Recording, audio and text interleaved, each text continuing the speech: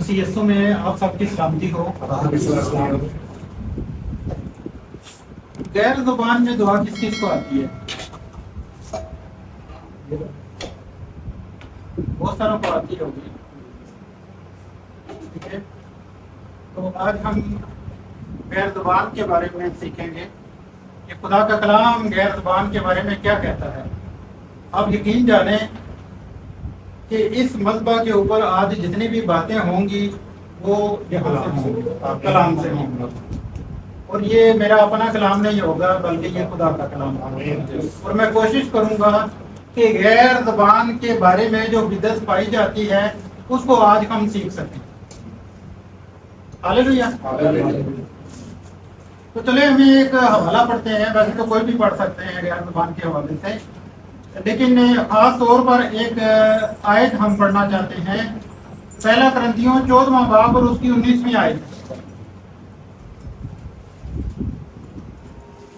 پہلا کرنتھیوں 14واں باب اور اس کی 19ویں آیت۔ کوئی بھی بھائی یا بہن اس کو پڑھ سکتے ہیں۔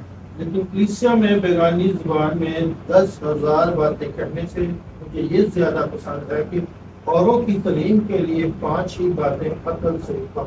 اوروں کی تعلیم کے لیے 5 ہی باتیں عقل سے کہوں۔ یہ حوالہ ہے غیر زبان کے متعلق، ٹھیک ہے۔ صرف یہی نہیں، اور بھی بے شمار حوالے ہیں جو کہ ہم جیسے جیسے کلام میں آگے بڑھیں گے تو سیکھیں گے۔ اور اردو زبان میں اس کے لیے غیر زبان لفظ استعمال ہوا ہے، اور کلام مقدس میں دوسرا لفظ اس کے لیے بیگانہ زبان استعمال ہوا ہے۔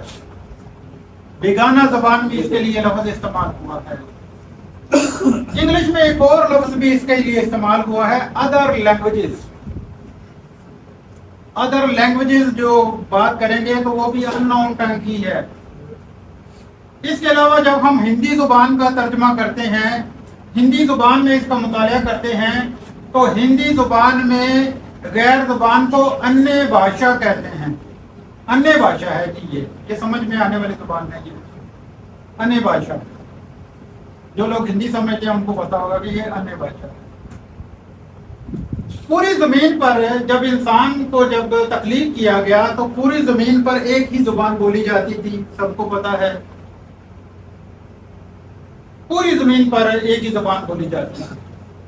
جب ہم کلام مقدس کو بھی پڑھتے ہیں، اور خاص طور پر جب ہم تالمود کو پڑھتے ہیں، تو تالمود کی کتاب میں اس کے بارے میں تھوڑی سی وضاحت ہمیں پائی جاتی ہے۔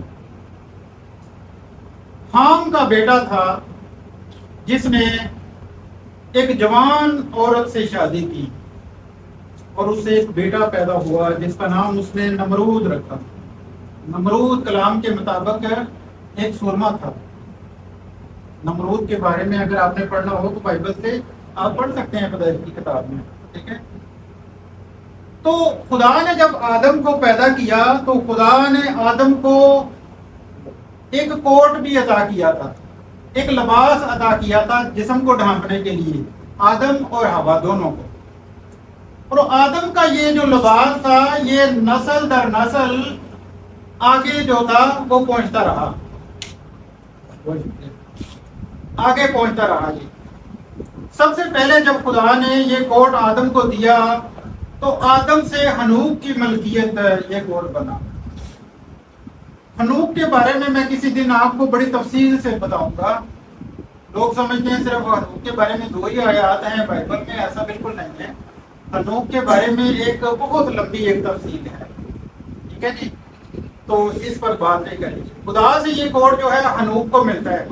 حنوک جو تھا وہ اس وقت کا بادشاہ تھا، ٹھیک ہے، اور وہ خدا کی حضوری میں رہنے والا آدمی تھا۔ تالمود کی کتاب کے مطابق وہ لوگوں کے سامنے نہیں کہا تھا کیونکہ اس کا چہرہ جلالی ہو جاتا تھا، لوگ اس کے چہرے کی چمک کو برداشت نہیں کر سکتے تھے۔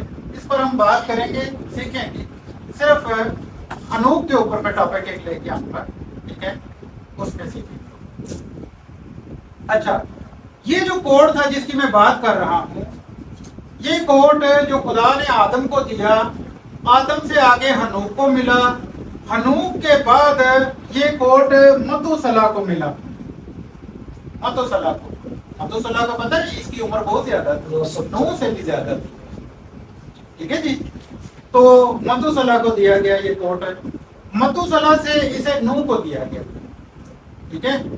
नूह को ये कोट फिर मिलता है, और जब तूफान नूह आता है तो नूह जो है वो इस कोट को कश्ती में ले जाता है। ये मैं तालमूद के मुताबिक, तालमूद की किताब अजीज़ों जो है वो यहूदियों की हदीस की किताब है और उनकी रवायतों की किताब है, उसमें ये मरकूम है। पेज नंबर 30 से तालमूद की किताब से अगर आप ऑनवर्ड पढ़ना शुरू करें तो ये सारे वाक़यात आपको मिलेंगे।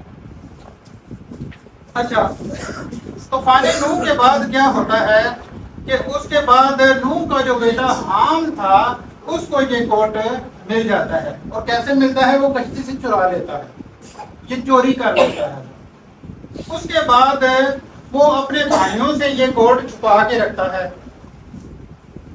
बाद में क्या होता है कि हाम ये कोट अपने बेटे कूश को देता है, और कूश से आगे नमरूद पैदा होता है, और कूश जो है वो अपने बुढ़ापे के बेटे यानी जिससे वो मोहब्बत करता था नमरूद, उसको ये कोड देता है। और इस कोड की वजह से क्या होता है कि नमरूद में पावर आती है, ये शक्तियों वाला कोड होता है, खुदा की पावर इसमें होती है, खुदा ने ये मुहैया किया था ये कोड, ये कोड। तो जो नमरूद है वो उस वक्त का बादशाह बन जाता है। नमरूद के बारे में मैं एक और चीज़ है, मेरे YouTube चैनल पे नमरूद के बारे में बड़ी एक लंबी तफसील में मैंने बात की हुई है, उसमें आपको देख सकते हैं। तो नमरूद जो है वो दुनिया का सबसे पहला सिविल इंजीनियर भी कहलाता है। वो इसलिए कहलाता है कि उसने ईंट ईजाद की थी। तो जब उसने ईंट ईजाद की तो उसने कहा कि हम बड़े बड़े शहर बनाएंगे, और बाइबल में उन शहरों के नाम भी लिखे हुए हैं जो कि नमरूद ने बनाए थे। बाद में नमरूद जो है वो और उसके ग्रोह के लोग जो थे वो कहते हैं कि हम एक टावर बनाएंगे जिसको टावर ऑफ बेबीलोन कहा जाता है, बाबल का बुर्ज कहा जाता है। बाबल का बुर्ज वो बनाते हैं। जब वो ईंट बनाने में कामयाब हो जाते हैं तो उन जो नमरूद का जो ग्रोह था उसमें 3 ग्रुप बन जाते हैं, उसमें 3 ग्रुप बन जाते हैं, यानी तीनों ग्रुपों के मुख्तलिफ ख्यालात होते हैं कि जब हम इस टावर को कंप्लीट कर लेंगे।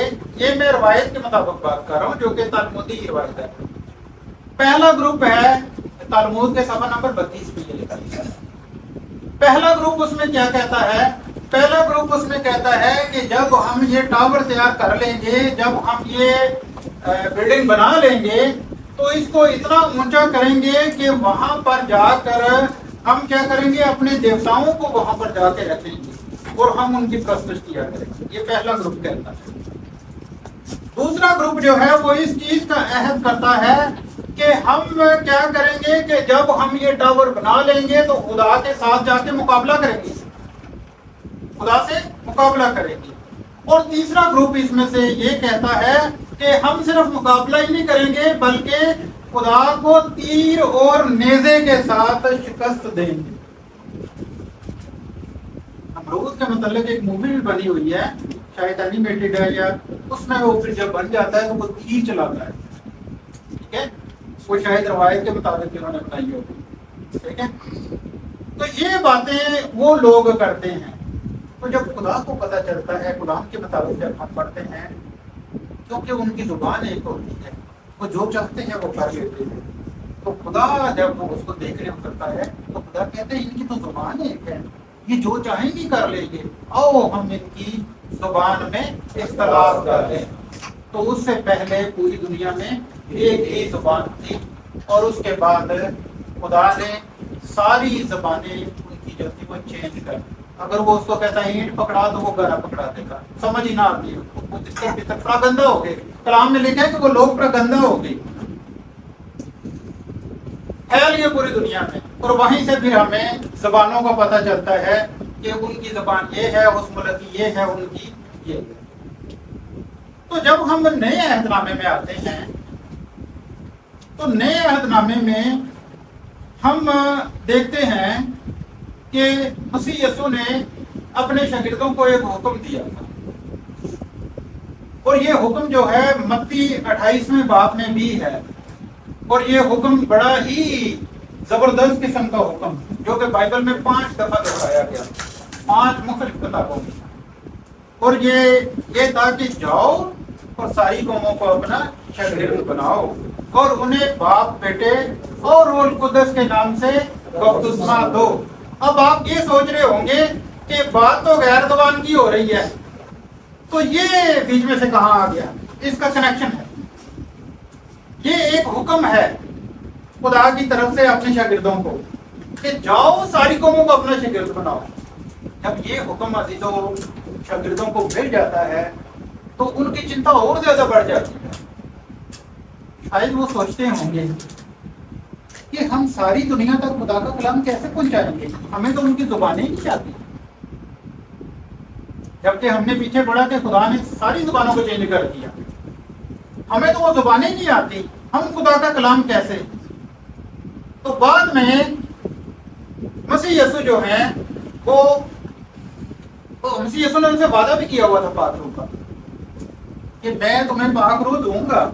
اور بعد میں ہم دیکھتے ہیں کہ وہ پاک روح جو ہے وہ ان کو ملتی بھی ہے.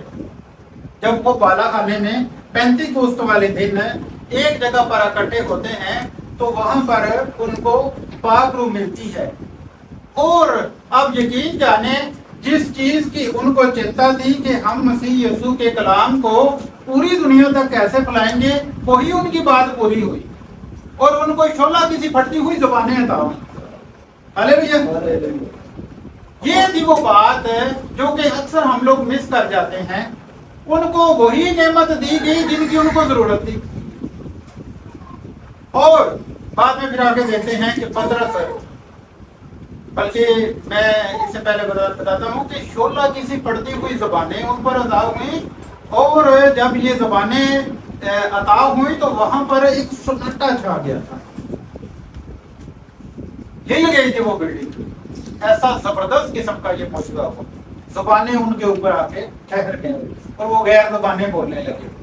یہیں سے پھر اصطلاح چلتی ہے کہ غیر زبانیں. لیکن ایک چیز یاد رکھیں، وہ زبان ایسی زبان تھی جو سب کو سمجھ آتی ہے. وہ آج کل کی غیر زبان کی طرح نہیں تھی کہ بولنے والے کو سمجھ نہ آئے. اس کے بارے میں مزید تفصیل سے بیان کروں گا تو آپ میری بات کو سمجھ جائیں گے. تو جب پطرس وہاں پر وائز کرتا ہے، آپ کو پتہ ہے وہاں پر جو سالانہ ایک میلہ ہوتا تھا تو اس میں 16 ملکوں کے لوگ تھے. ٹھیک ہے جی. تو 16 ملکوں کے لوگ جو تھے وہ مختلف قسم کی زبانیں بولتے تھے. وہ ایک ہی زبان تھوڑی بولتے تھے، وہ تو مختلف زبانیں بولتے تھے. تو پطرس جو کہ اپنی زبان میں بول رہا تھا ان کو اپنی زبان میں سمجھ آ رہی تھی. یہ تھا روح القدس کا کرشمہ. یہ تھا روح القدس کا کرشمہ. اور جب وہ وائز کرتے ہیں اور مسیح یسوع کی خوشخبری ان کو سناتے ہیں، وہ سارا حوالہ آپ دوسرے باب میں پڑھ سکتے ہیں اعمال کی کتاب کے. تو وہاں پر کیا ہوتا ہے کہ 3000 لوگ ان میں شامل ہو جاتے ہیں. وہاں پر سب سے پہلی دنیا کی کلیسیا بنتی ہے جن کو مسیح کی کہا گیا. بہت سارے لوگ جو ہے وہ کلیسیا کا مطلب جو ہے وہ چرچ کا مطلب جو ہے وہ بلڈنگ والا چرچ ہی کہتے ہیں. حالانکہ اس کا مطلب یہ نہیں ہوتا. چرچ کا مطلب کلیسیا ہوتا ہے. ٹھیک ہے. اور یہ ہمیں کہاں سے پتہ چلتا ہے؟ مکاشفہ کی کتاب کہ اس چرچ کے پاس جاؤ. اردو میں ترجمہ سردیس کی کلیسیا، یہ کلیسیا 7 کلیسیا، وہاں سے پتہ چلتا ہے. تو چرچ کا مطلب کلیسیا ہوتا ہے. اچھا، وہاں پہلی کلیسیا بنتی ہے اور یہ 3000 لوگ جو ہے مسیح یسوع کا اقرار کرتے ہیں اور مسیح یسوع میں شامل ہو جاتے ہیں. اگر ہم ایک رف سا اندازہ لگائیں کہ اگر ہر ایک کی شادی ہوئی ہو تو 3000 تو مرد تھے، تو 3000 عورتیں بھی شامل ہو گئی، 6000 ہو گئی. گنتی کرتے جائیے گا. اگر ہر فیملی کے 2 بچے ہوں ایک اندازے کے مطابق تو 6000 یہ ڈال لیں تو ٹوٹل 12000 ہو گئے. تو ایک اندازے کے مطابق ہم کہہ سکتے ہیں کہ 12000 لوگ اس نعمت کی وجہ سے جو پطرس کو عطا ہوئی اس کی وجہ سے انہوں نے مسیح کو قبول کیا اور 12000 لوگوں کی ایک کلیسیا بن گئی. ہاللیلویہ. یہ تھا کرشمہ غیر زبان کا. تو ہم اس کے بارے میں بہت سی غلط رائے بھی رکھتے ہیں. بہت سارے لوگ جو ہیں وہ پریکٹس کرتے ہیں غیر زبان. شاید آپ کو پتا ہوگا کہ وہ کہتے ہیں شاید پریکٹس کرنے سے بہت سارے چرچز میں بھی لوگ کہتے ہیں کہ چلو جنہوں غیر زبان آتی ہے کرو، تو وہ لوگ جو ہیں وہ غیر زبان میں جنہوں نہیں بھی آتی ہے وہ شروع ہو جاتا ہے، حالانکہ ایسا نہیں، ٹھیک ہے۔ ہمارے گھر میں ایک پاسٹر آتے تھے، دیکھیے میں آپ کو ایک چیز بتانا چاہتا ہوں کہ پینتی کاسٹل ہو کلیسیا، رسولی کلیسیا ہو، 7 ڈیز یا جو بھی ان کے نام ہے، کیتھولک جو بھی ہیں، ٹھیک ہے، جتنے بھی فرقے ہیں، بائبل میں کسی فرقے کا نام نہیں لکھا ہوگا، بائبل میں صرف ان کو مسیحی کہا گیا تھا، ٹھیک ہے۔ یہ ہم نے خود بنائے ہوئے ہیں اور خود سے عقائد بنائے ہوئے ہیں کہ یہ عقیدہ ہے، یعنی اس مشن کا یہ عقیدہ ہوگا، بھائی مشن ہے تو ان کا یہ عقیدہ ہوگا، یہ ہم نے بنائے ہوئے ہیں، بائبل کی یہ تعلیم نہیں ہے۔ بائبل نے سب کو مسیحی ہی کہا ہے، تو وہاں پر جو کلیسیا پہلی بنی تھی ان کو کیا کیتھولک کہا گیا تھا؟ مسیحی کہا گیا نا، ٹھیک ہے، یا ان کو کوئی اور بھائی مشن تو نہیں کہا گیا، یا پینتی کاسٹل تو نہیں کہا گیا، نہیں نہ کہا گیا، نہ پریسبیٹرین کہا گیا، وہ جو تھے وہ مسیحی تھے۔ تو بائبل اسی چیز کی تعلیم دیتی ہے، اسی لیے میں کہہ رہا ہوں کہ ہمارے گھر میں اس وقت ہم چھوٹے ہوا کرتے تھے، یہ تقریباً کوئی 20 سال پہلے کی بات ہے، ہمارے گھر میں ایک پاسٹر آتے تھے اور وہ رسولی کلیسیا سے آتے تھے، تو ہمیں غیر زبان سکھایا کرتے تھے، وہ کہتے تھے ہمارے پیچھے پیچھے نا غیر زبان بولو آپ کو بھی آ جائے گی، میں اس لیے مثال دے رہا ہوں اس کی۔ تو وہ ہمیں ایک لفظ بتاتے تھے، بردے بردے بردے، اور بھی شاید لوگ بتاتے ہوں گے، لیکن وہ ہمیں یہی بتا دیتے تھے، مجھے بچپن سے ابھی تک یاد ہے وہ چیز، بردے بردے بردے۔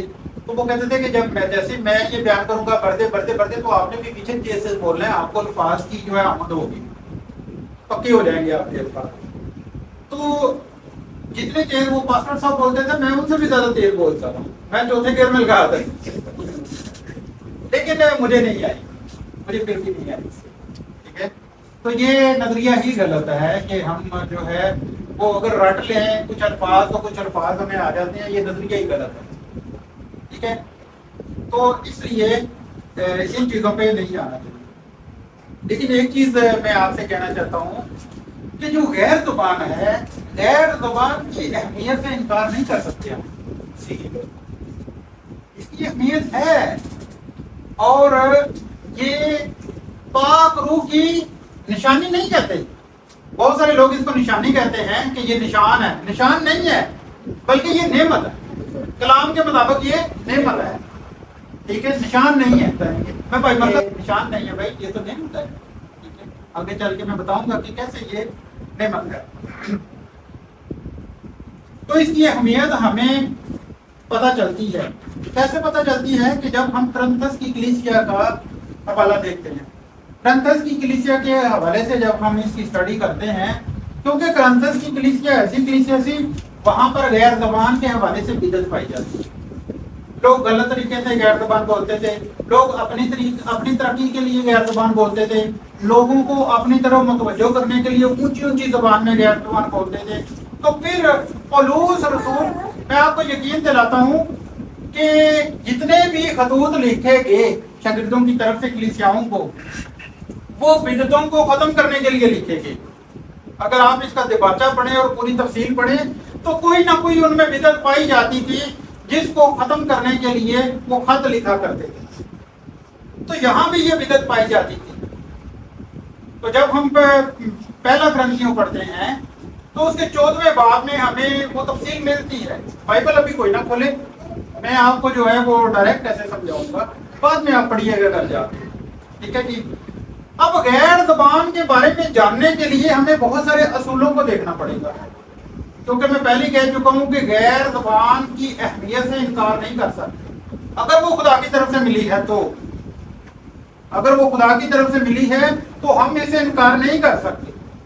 لیکن کچھ اصول ہیں، ان کو سمجھنا بہت ضروری ہے۔ جب ہم ان اصولوں کو سمجھ جائیں گے، جان جائیں گے، تو پھر ہمیں پتہ چل جائے گا کہ یہ کیا چیز ہے، غیر زبان کیا ہوتی ہے۔ سب سے پہلا اصول جو میں نے پہلے بھی بات کی تھی کہ غیر زبان جو ہے وہ نعمت ہے، نشان نہیں ہے۔ نعمت کیسے ہے؟ کیونکہ मसीह यसू ने अपने शागिर्दों से वादा किया हुआ था पाक रूह देने का, और ये वादा हम देखते हैं कि यूहन्ना 14वें बाब में वादा किया मसीह यसू ने कि आपको पाक रूह दिया जाएगा, रूह कुदस भेजने का वादा किया। जब पेंतिकुस्त का दिन आया तो वो वादा पूरा भी हुआ, ठीक है जी, और वो गैर ज़बानें भी उन्होंने बोली, ठीक है। मसीह यसू ने उनको कोई निशान नहीं दिया था कि जब आपके ऊपर रूह कुदस नाज़िल होगा तो ये निशान होगा, कोई निशान नहीं था दिया। जब हम मसीह यसू को दौर को देखते हैं, मसीह यसू ने जब बपतिस्मा लिया था तो वहां ये कबूतर की मानद नाज़िल होता है। जब शागिर्दों को यही रूह मिलता है तो वहां ये आग के शोलों की सी पड़ती हुई जुबान उनको, ठीक है। तो कोई एक निशान नहीं है।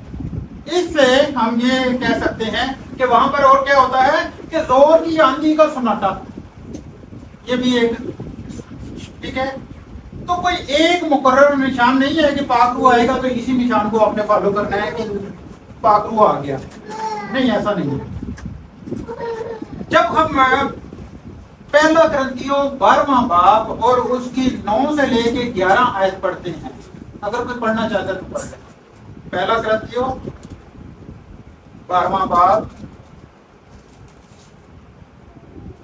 9 से लेके 11 आयत। किसी को उसी रूह से ईमान और किसी को उसी एक रूह से शिफा देने की तौफीक, किसी को मौजज़ों की कुदरत, किसी को सबूत, किसी को रूह का इम्तियाज, किसी को तरह तरह की ज़बानें, किसी को ज़बानों का तर्जुमा, लेकिन ये सब तसीरें तो एक ही रूह करता है और जिसको जो चाहता है बांटता है। इसलिए जो पाक रूह जो ज़बानें अदा करता है ये नेमत है। जहां पर बयान ने सबूत कहा वो सबूत ने नबूवत है, ठीक है जी, नबूवत की। तो पहली जो नेमत है वो क्या है? ईमान की, जो हमने हवाला पढ़ा। पहली ईमान की नेमत है, दूसरी शिफा की नेमत है, तीसरी मौजज़ों की इसमें आती है, और चौथी नेमत नबूवत की है, और पांचवी नेमत जो है वो रूहों का इम्तियाज है, ठीक है। और छठी और सातवीं जो है वो गैर ज़बान के मुतल्लक है। छठी जो है वो किसी को गैर ज़बानों की नेमत, और सातवीं क्या है? किसी को गैर ज़बानों का तर्जमा करने की नेमत है। तो हम जो है वो जब हमें पाक रूह मिलता है तो हम गैर ज़बान में क्यों इसी नेमत को क्यों लेना चाहते हैं? हम दूसरी नेमतें क्यों नहीं लेना चाहते? गैर ज़बान एक नेमत है ना, तो हम गैर ज़बान को ही क्यों लेना चाहते हैं? ये एक बड़ी पते की बात है कलाम में से। मैंने इसीलिए आपको ये कलाम उठाकर बोला था कि आज जितना भी बयान किया जाएगा वो कलाम से बयान किया जाएगा, कलाम से बाहर कोई बात भी नहीं होगी। और हम इस टॉपिक को, जो कि बड़ा ही पेचीदा टॉपिक है गैर ज़बान, जिसको हम समझेंगे आज। तो गैर ज़बान जो है, पहला असूल ये है कि वो नेमत है, निशान है। अच्छा, दूसरा असूल, गैर ज़बान जो है वो पाक रूह अता करता है। हम अपने तौर पर गैर ज़बान को नहीं सीख सकते। अगर मैं कहूँ कि मैं प्रैक्टिस करके या खुद साख्ता गैर ज़बान बनाकर उसको पेश करूंगा या बोलने की कोशिश करूंगा तो ये कभी नहीं हो सकता, क्योंकि गैर ज़बान जो है वो पाक रूह ही अता करता है। खुदा जिसको चाहता है ये ज़ुबान देता है। जबरदस्ती हम लोग ये ज़ुबान नहीं सीख सकते गैर ज़ुबान, ठीक है, क्योंकि ये खुदा की नेमत है। खुदा की नेमत को हम जबरदस्ती बिल्कुल नहीं दे सकते, ठीक है। खुदा की नेमत जिसको चाहेगा उसको देगा, बांटेगा। हालेलुया। अच्छा, तीसरा असूल जो गैर ज़ुबान के बारे में है वो ये है कि सब लोग गैर ज़ुबान नहीं बोल सकते। कि अगर हम कहेंगे जी कि हम कहते हैं ना कि जी सारे गैर ज़ुबान से, भाई आपको क्या पता कि वो गैर ज़ुबान में दुआ कर सकते हैं कि नहीं? आप क्यों सबको कह रहे हैं? और मैं फिर आपको बताऊं कभी कलाम में से कि इकट्ठे मिलकर गैर ज़ुबान ऊंची ज़ुबान में करना भी नहीं चाहिए, मना है। ये कलाम कहता है जी। आगे चल के हम उसके बारे में बात करेंगे, ठीक है। तो गैर ज़ुबान जो है वो लोग जो हैं वो सब लोग गैर ज़ुबान नहीं बोल सकते। जिसको खुदा अता करता है सिर्फ वही लोग गैर ज़ुबान बोल सकते हैं। मिसाल के तौर पे मुझे तबला बजाने की खुदा ने नेमत दी है, ठीक है। भाई वकार को, वो गॉस्पेल सिंगर है, उनको गाने की नेमत अता की है, چھوٹے بچے کو وہ ہارمونیم بڑا اچھا بجاتا ہے، ٹھیک ہے، کوئی کلام سناتا ہے، کوئی معجزوں، تو یہ کچھ نہ کچھ چیزیں جو ہے وہ پاک روح کے وسیلہ سے نعمتیں ملی ہوئی ہوتی ہیں، ٹھیک ہے۔ تو اس لیے جو غیر زبان ہے وہ سب لوگ نہیں بول سکتے، جس کو خدا عطا کرتا ہے صرف وہی بول سکتا ہے۔ یہ تھا تیسرا اصول غیر زبان کے بارے میں، جس کو خدا عطا کرے وہی بول سکتا ہے، سب لوگ غیر زبان نہیں بول سکتے۔ اچھا، چوتھا جو اصول ہے اس کے بارے میں غیر زبان کو سمجھنے کے لیے، چوتھا اصول یہ ہے کہ دنیا کی سب زبانیں سمجھی جاتی ہیں، دنیا کی جتنی بھی زبانیں ہیں سمجھی جاتی ہیں، تو پھر غیر زبان کو ہم کیوں نہیں سمجھتے؟ یہ سوچنے کی بات ہے۔ دنیا کی ساری زبانیں سمجھی جاتی ہیں تو پھر غیر زبان کو ہم لوگ کیوں نہیں سمجھتے؟ پولس رسول اس کے بارے میں کہتا ہے، پولس رسول کہتے ہیں اس کے بارے میں کہ دنیا میں ہاں کتنی بھی زبانیں ہوں، ان میں سے کوئی بھی بے معنی نہیں۔ پولس رسول کا یہ فرمان ہے، چاہے وہ غیر زبانی کیوں نہ ہو، بے معنی نہیں ہوگی، اس کا کوئی نہ کوئی معنی ہوگا۔ لیکن آج کل کی جو غیر زبان ہے وہ ایک یا دو لفظ ہی بولتے ہیں، اس سے آگے ان کو وہ غیر زبان آتی ہے، ختم ہو جاتی ہے، بالکل ختم ہو جاتی ہے۔ ہمارے تایا جی ہمارے گھر آتے تھے، ہماری تائی اور تایا جی، تو وہ غیر زبان میں دعا کرتے تھے اور دونوں کے الفاظ سیم ہوتے تھے، ٹھیک ہے۔ تو اس لیے دنیا میں جتنی بھی زبانیں ہیں ان کا ترجمہ ہوتا ہے، ٹھیک ہے۔ یہ پولس رسول کہہ رہے ہیں، کہاں کہہ رہے ہیں؟ پہلا کرنتھی چوتھے باب کی 10 میں۔ اچھا، پانچواں اصول غیر زبان کے بارے میں، پانچواں اصول غیر زبان کے بارے میں یہ ہے کہ غیر زبان بولتے وقت عقل بیکار ہو جاتی ہے۔ غیر زبان بولتے وقت عقل بیکار ہو جاتی ہے۔ پانچواں اصول یہ ہے کہ غیر زبان بولتے وقت عقل بیکار ہو جاتی ہے۔ یہ کون کہتا ہے؟ میں نہیں کہہ رہا، بلکہ خدا کا کلام کہہ رہا ہے۔ خدا کے کلام میں پہلا کرنتھیوں 14:14 میں لکھا ہوا ہے، وہاں لکھا ہوا ہے، اگر کسی بیگانہ زبان میں دعا، اگر کسی بیگانہ زبان میں دعا کروں، اس لیے کہ اگر بیگانہ زبان میں دعا کروں تو میری روح تو دعا کرتی ہے مگر میری عقل بیکار ہے۔ یہ خدا کا کلام کہتا ہے، میری روح تو دعا کرتی ہے، میری عقل بیکار ہے۔ اس لیے جو پانچواں اصول ہے کہ غیر زبان بولتے وقت عقل بیکار ہوتی ہے، بلکہ صرف یہی نہیں کہتے، رسول آگے یہ بھی کہتا ہے کہ میں روح سے بھی دعا کروں اور عقل سے بھی کروں، دونوں چیزیں ہمیں ہونی چاہیے۔ اور یہ کس وقت ہوگا؟ جب خدا کی طرف سے یہ نعمت آپ کو ملے گی۔ خود ساختہ بناوٹی ہوگی تو پھر آپ کی عقل بیکار ہو جائے گی۔ اگر خدا کی طرف سے آپ کو نعمت ملی ہے تو آپ روح سے بھی کرو گے اور عقل دونوں سے کرو گے۔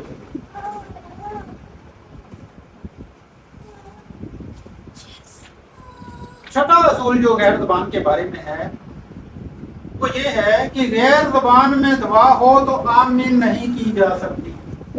آمین کا مطلب میں آپ کو ایک دفعہ بتا دوں، آمین کا مطلب ہوتا ہے ہم متفق ہیں، ایسا ہی ہو۔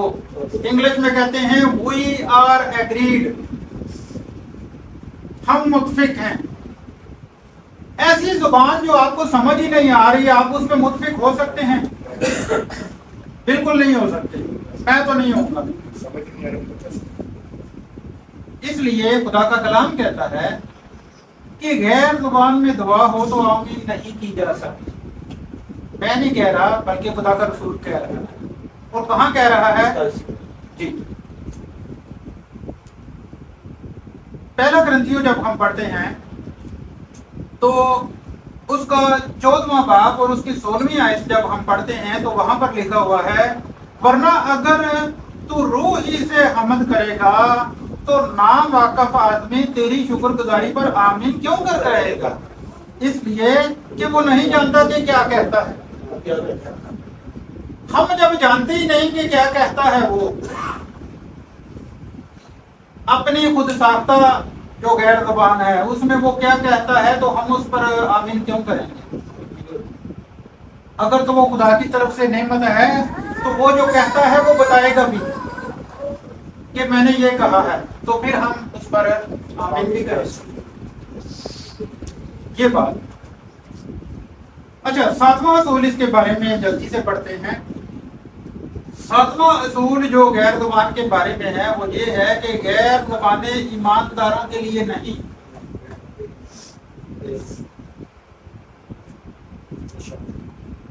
गैर ज़ुबानें ईमानदारों के लिए नहीं। ये सुन के आप चौंक गए होंगे, तो फिर चर्च में क्यों बोली जाती है?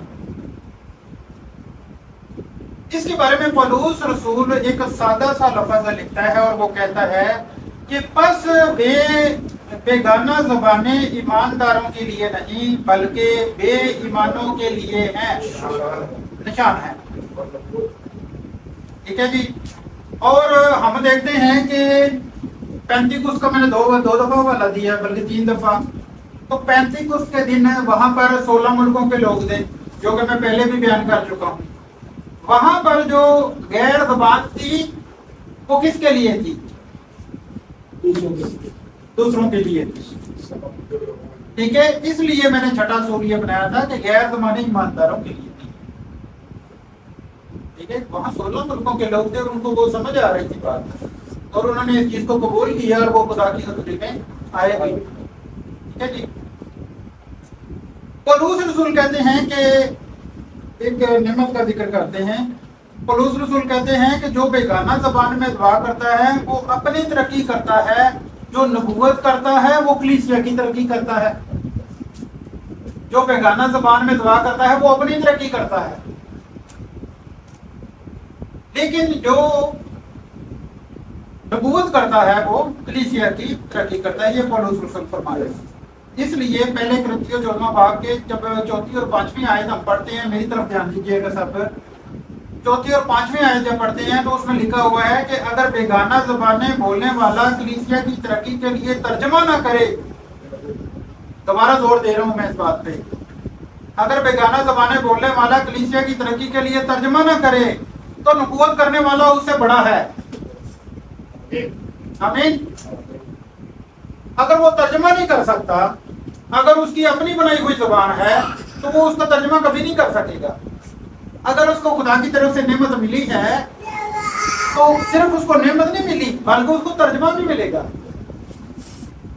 ठीक है, तो इसलिए कलीसिया की तरक्की के लिए तर्जमा ना करे तो नबूवत करने वाला उससे बड़ा है। 8वां असूल इसके बारे में हम जल्दी से पढ़ते हैं, सीखते हैं। 8वां असूल इसके बारे में ये है कि कलीसिया में गैर ज़बानें बोलना बेईमानों के लिए पागलपन है। यानी जो मसीह पर ईमान नहीं रखते, एक मिसाल मैं देता हूँ आपको कि बहुत सारे लोग हैं, एक जैसे यही चर्च है, इसमें ऐलान हो जाता है जी सब लोग गैर ज़बान में दुआ करें, सब लोग ऊंची गैर ज़बान में दुआ करना शुरू कर देते हैं। तो बाहर से अगर कोई गैर ईमानदार यहाँ पर आएगा तो वो आके जब जो वो नज़ारा देखेगा तो वो क्या सोचेगा कि ये क्या कर रहे हैं। ठीक है जी। तो वो तो इसको पागलपन ही समझेगा ना, वो इसको पागलपन समझेगा। तो इसको जब गैर ज़बान के लिए उकसाया जाता है लोगों को, तो क्या होता है कि बेटियों के सरों से दुपट्टे उतर जाते हैं, लेट जाती हैं, कपड़े उतर जाते हैं, तड़पना शुरू कर देते हैं। ठीक है, लोग चिल्लाना चीखना शुरू कर देते हैं। भाई इसको तो आप खुदा की हजूरी कह रहे हो। क्या खुदा जो है वो बेकायदगी में आएगा? खुदा तरतीब का खुदा है। आमीन, हालेलुया। खुदा जो है वो तरतीब का खुदा है। लेकिन जब जो नावाकिफ लोग हैं, जब ये मंजर देखेगा तो वो मसीहों के बारे में क्या ख्याल करेगा? यार नसीहत तो ऐसी होती है, थोड़ा यार नहीं हो जाते हैं। इसलिए पौलुस रसूल फरमाते हैं, पौलुस रसूल कहते हैं कि बस अगर सारी कलीसिया एक जगह जमा हो और सब के सब बेगाना ज़बान में बोलें और नावाकिफ या बेईमान लोग अंदर आ जाएं, तो क्या वो तुमको दीवाना ना कहेंगे, पागल ना कहेंगे? इसलिए आज मैंने बोला कि आज जितना भी गैर ज़बान के बारे में कलाम होगा वो कलाम मुक़द्दस से होगा, इसमें मेरी कोई राय नहीं होगी। अगर मेरी कोई राय है तो वो आपको समझाने के लिए चंद फिक्रात होंगे। ठीक है जी। तो इसलिए तो जो 8वां असूल था वो यही था कि कलीसिया में गैर ज़बानें बोलना बेईमानों के लिए पागलपन। जो लोग ईमानदार नहीं हैं उनकी बात कर। अच्छा, नौवां असूल जो है वो गैर ज़बान के बारे में ये है कि अगर लोग गैर ज़बान बोलना ही चाहते हैं, अगर लोग गैर ज़बान बोलना ही चाहते हैं तो वो बारी बारी बोलेंगे। ये बाइबल का असूल है। सब लोग एक दफा एक ही जगह एक ही वक्त में शुरू ना हो जाए। ये कलाम मुकद्दस कह रहा है, मैं नहीं कह रहा। कलाम में पौलुस रसूल फरमाते हैं और वो कहते हैं कि अगर कलीसिया में गैर ज़बानें बोलनी हों तो दो दो या तीन तीन शख्स बारी बारी बोले, एक शख्स तर्जमा करे।